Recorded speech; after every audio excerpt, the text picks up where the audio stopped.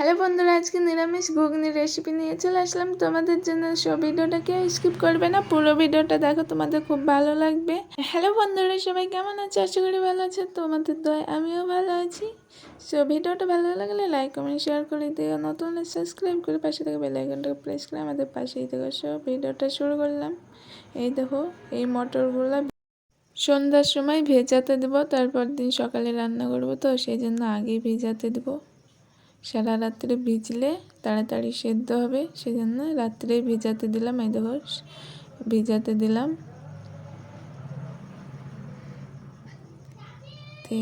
সকালে ভিজে গেছে, দেখো একটু একটু মোটা হয়ে গেছে, ফুলে গেছে ভিজে। উনুনে কড়া দিলাম, দিয়ে কড়াতে মটরশুঁটি আর জল দিয়ে দিলাম সেদ্ধ করার জন্য, আর আলু দিয়ে দিব।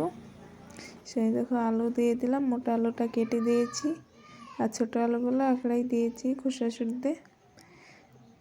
ঢাকা দিয়ে রাখলাম সেদ্ধ করার জন্য। সেদ্ধ হয়ে গেছে, আলুগুলো তুলে নিয়েছি, আর মটরগুলো আর একটু সেদ্ধ করতে দিয়েছি। সব আলুগুলো এবার বিনিয়ে নেব, খোসাগুলো সব কিছু হয়ে যাওয়ার পর এই দেখো আলুগুলো ভেঙে নিয়েছি। এই মটরগুলো একসঙ্গে করে মেখে দিয়ে দেবো।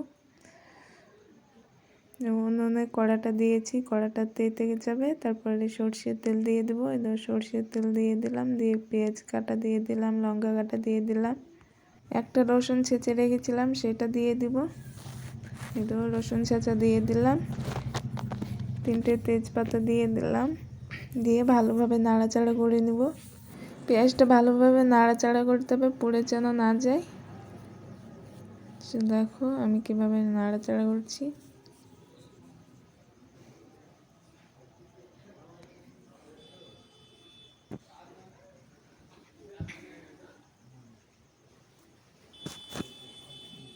এবার দিয়ে দিলাম মৌরি আর জিরে একসঙ্গে মিশিয়ে অল্প কটা দিয়ে দিলাম। এবার দিয়ে দেবো মশলা বাটা, দিয়ে দিলাম মশলাটা, জিরে মৌরি, তারপর কাট মশলা, এলাচ, লবঙ্গ একসঙ্গে বেটে রেখেছিলাম সেগুলো দিয়ে দিলাম। তারপর নুন দিয়ে দিলাম, তারপর হলুদ গুঁড়ো দিয়ে দেবো পরিমাণ মতো,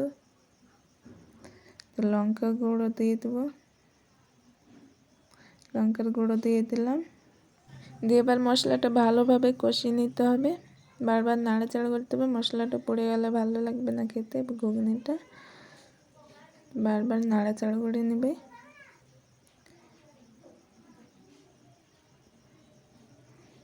দেখো এবার আলু আর মটরগুলো দিয়ে দিলাম। এই দেখো আলু মটর একসঙ্গে দিয়ে দিলাম, দিয়ে এবার ভালোভাবে নাড়াচাড়া করে নেব। একটা আলু মোটা মোটা হয়ে আছে, সেগুলো ভেঙে নিচ্ছি। আলুগুলো মোটা হয়ে থাকলে ভালো লাগবে না, সেই জন্য ভেঙে নিলাম। দেখো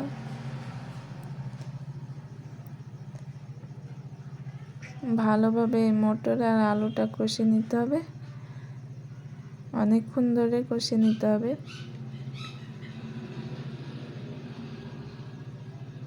বারবার নাড়াচাড়া করবে। দিয়ে জল দিয়ে দিলাম, অনেকক্ষণ কষে নিলাম, দিয়ে জল দিয়ে দিলাম।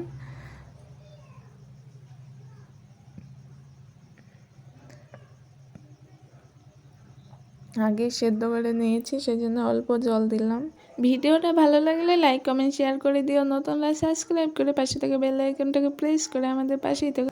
এবার 10 মিনিট ফুটিয়ে নেব, আস্তে আস্তে জাল দেব। উনুনে রান্না করলে আস্তে আস্তে জাল দিবে, আর গ্যাসটা লো করে দেবে। এবার একটা মশলা বাটা দিয়ে দেবো, সেটা বাড়িতে তৈরি করেছি।